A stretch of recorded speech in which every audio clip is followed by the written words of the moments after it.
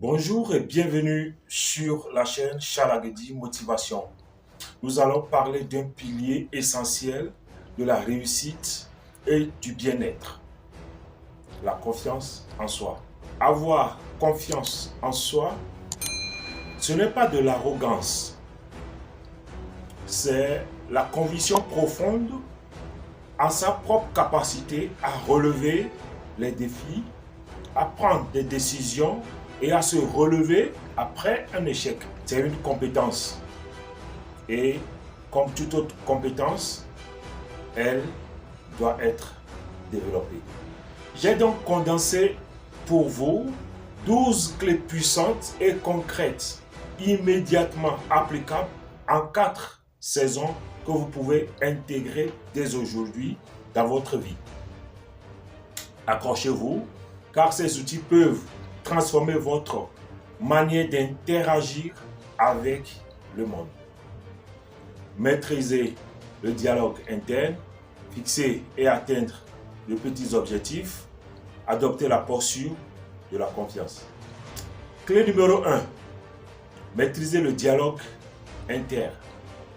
Prenez conscience des pensées qui vous sabotent et remplacez ces pensées-là par des affirmations constructives. Exemple, au lieu de penser, je vais échouer à cette présentation, ou je ne suis pas à la hauteur, ou je suis trop nul, ou je ne suis pas bon, je ne suis pas assez mature, je ne suis pas assez âgé, je ne suis pas assez jeune. Vous pouvez dire par exemple, j'ai préparé mon sujet, ou même si je commets des erreurs, j'aurai m'adapter et corriger. Clé numéro 2. Fixer et atteindre de petits objectifs. Accumuler des preuves de réussite en découpant les grands projets en étapes réalisables. Chaque petite victoire renforce donc le sentiment de compétence. C'est-à-dire, vous voulez écrire par exemple un livre de 500 pages, vous pouvez commencer par écrire quelques mots, 200, 300 mots par jour. Et à la fin de la semaine, eh bien, vous aurez la preuve concrète que vous pouvez tenir un engagement. Clé numéro 3, adopter la posture de confiance. Le corps influence l'esprit. Une posture ouverte et assurée peut réellement modifier la chimie de votre corps, notamment au niveau du cortisol. Le cortisol, c'est l'hormone du stress. Exemple, tenez-vous droit, on se tient droit, épaules en arrière, le menton élevé. Vous voyez? Par exemple, avant une réunion stressante, tenez la power pose. La power pose consiste à poser ses mains sur les hanches pendant 2 minutes. Il y a plein d'exercices. Vous pouvez ouvrir le plexus solaire, vous augmentez et voilà, vous regardez votre interlocuteur dans les yeux, ça vous donne la confiance en vous. Maîtriser le dialogue, clé numéro 1. Fixer et atteindre de petits objectifs, clé numéro 2. Adopter la posture de la confiance, clé numéro 3.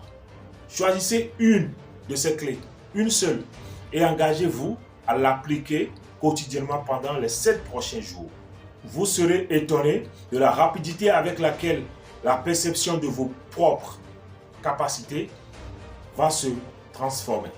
Se préparer minutieusement, clé numéro 4. Accepter l'imperfection et l'échec, clé numéro 5. Établir des limites claires, clé numéro 6. Clé numéro 4. Se préparer minutieusement. La confiance en soi découle souvent de la compétence, mais moins vous vous reposez sur le hasard, plus vous êtes confiant. Exemple, si vous passez un entretien d'embauche, ne vous contentez pas seulement de relire votre CV. Faites des recherches approfondies sur l'entreprise. Préparez des réponses pour les 10 questions classiques et simulez votre entretien à haute voix. Faites comme si vous êtes à l'entretien vous posez des questions, vous répondez à haute voix. Si vous êtes enseignant par exemple, vous devez bien préparer le cours avant d'y aller. Si vous êtes un conférencier comme moi, vous devez préparer vos conférences, faire la simulation comme si vous étiez en présentiel. C'est ça la préparation. Vous devez vous préparer minutieusement. Clé numéro 5. Accepter l'imperfection et l'échec. La peur d'échouer paralyse. Comprendre que l'échec n'est qu'un retour d'information et non une condamnation personnelle. Cela permet d'agir. Par exemple, vous vous lancez dans la fabrication d'un nouveau produit et ce produit ne se vend pas. Au lieu de conclure, je suis mauvais entrepreneur, analysez qu'est-ce que ce produit m'a appris sur le marché et que puis-je ajuster dans la version 2.0. Clé numéro 6, établir des limites claires. Savoir dire non est un acte de confiance qui protège votre temps, votre énergie et votre estime de soi. Beaucoup de personnes n'arrivent pas à dire non. Par exemple, un collègue vous demande de prendre en charge une tâche qui ne vous incombe pas alors que vous êtes déjà surchargé. Dites gentiment, je ne peux pas m'en occuper pour l'instant. En revanche, je peux être disponible à partir de vous nous posez la date à laquelle vous pouvez faire la tâche. Aussi simple que ça. Nous avons vu clé numéro 4, se préparer minutieusement. Clé numéro 5, accepter l'imperfection et l'échec. Choisis une de ces clés, une seule, et engage-toi à l'appliquer quotidiennement pendant les 7 prochains jours. Vous serez étonné de la rapidité avec laquelle la perception de vos propres capacités va se transformer. Clé numéro 7, sortir régulièrement de sa zone de confort. Clé numéro 8, prendre soin de son corps. Clé numéro 9, s'éloigner des personnes toxiques. Alors, clé numéro 7, sortir régulièrement de sa zone de confort. La zone de confort, eh bien, c'est l'endroit où la confiance stagne. Chaque action que vous entreprenez en dehors de celle-ci élargit vos champs de capacité. Exemple, vous détestez parler en public. C'est OK. Commencez par parler dans un petit groupe de confiance. L'étape suivante pourrait être de poser une question lors d'une grande conférence. Commencez petit, mais commencez quand même. Clé numéro 8, prendre soin de son corps. Le corps et l'esprit sont intimement liés, vous devez le savoir. L'exercice physique, le sommeil et la nutrition sont la fondation de l'énergie et de la clarté mentale nécessaire pour la confiance en soi. Exemple, accordez-vous une marche rapide de 30 minutes. Clé numéro 9, s'éloigner des personnes toxiques. Votre entourage a un impact sur votre perception de vous-même. Entourez-vous des personnes qui vous inspirent. Entourez-vous des personnes qui vous encouragent. Entourez-vous des personnes qui croient à votre potentiel. Généralement, nous sommes la moyenne des 5 personnes que nous côtoyons. Sachez vous faire entourer. Exemple, si une personne vous critique constamment ou minimise vos succès, réduisez simplement au minimum le temps passé avec cette personne-là.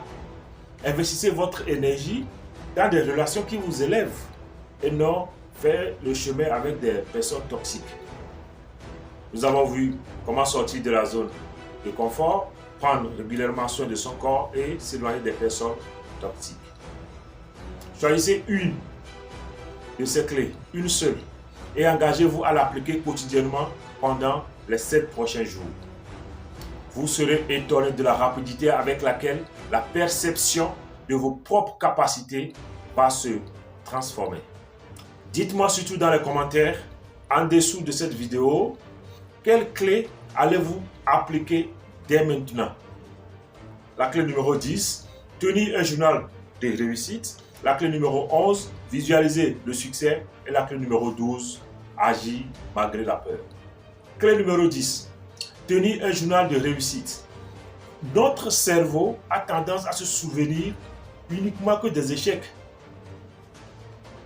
Le cerveau se souvient des échecs plus que les réussites. Il faut volontairement rééquilibrer cette balance-là. En quoi faisant? Chaque soir, par exemple, notez 3 choses, même petites, 3 choses, même petites, que vous avez bien faites ce jour-là. Par exemple, j'ai tenu ma limite de temps sur un projet difficile, j'ai aidé un collègue, j'ai réussi à cuisiner un nouveau repas. En fait, listez 3 choses que vous avez réussi à accomplir dans la journée. Clé numéro 11. Utilisez le pouvoir de l'imagination pour préparer l'esprit à la réussite. Plus vous visualisez une situation positive, plus elle devient familière et moins stressante. Par exemple, avant une négociation importante, fermez les yeux, imaginez le dénouement harmonieux et tranquillisant de la négociation. Imaginez clairement la scène. Vous êtes calme, détendu, et cela augmente la clarté dans votre esprit. Et vous parvenez à être beaucoup plus raisonnable. Vous parvenez à avoir une issue favorable à la négociation. Si vous pouvez l'imaginer, vous pouvez le faire. Clé numéro 12. Agissez malgré vos peurs. La véritable confiance n'est pas l'absence de la peur, mais c'est l'action en dépit de la peur. J'ai peur et j'avance quand même. L'action précède la motivation et la confiance. Exemple, vous avez peur de demander une augmentation de salaire par exemple. Ressentez cette peur, c'est normal, mais faites quand même le premier pas. Envoyez le courrier pour fixer un rendez-vous avec votre chef personnel ou bien, je ne sais pas, votre directeur ou votre supérieur hiérarchique pour demander l'augmentation de votre salaire. Ce qui est sûr, comme le dit Nelson Mandela, vous ne perdez rien. Soit vous gagnez ou vous apprenez. L'élan de l'action est plus fort que la paralysie de la peur. Vous devez le mettre en tête. Voilà, nous sommes arrivés à la fin des 12 clés pour forger une confiance en soi solide et durable. Rappelez-vous, la confiance en soi n'est pas un don, c'est juste une construction. Elle se bâtit chaque jour, action par action, pensée par pensée. Choisissez une de ces clés. Nous avons vu 12 clés, choisissez une seule de ces clés et appliquez-la quotidiennement pendant les 7 prochains jours et vous allez voir le changement s'opérer. Vous serez étonné de la rapidité avec laquelle votre perception de vos propres capacités va se transformer. Si cette vidéo vous a apporté de la valeur, eh bien, n'oubliez pas de la partager, de la liker et surtout de vous abonner à notre chaîne Charles Aguedi Motivation. Dis-moi en commentaire, quelle clé vas-tu appliquer dès maintenant? Merci de m'avoir suivi et à très vite pour une prochaine vidéo. Tout est possible et ça commence maintenant.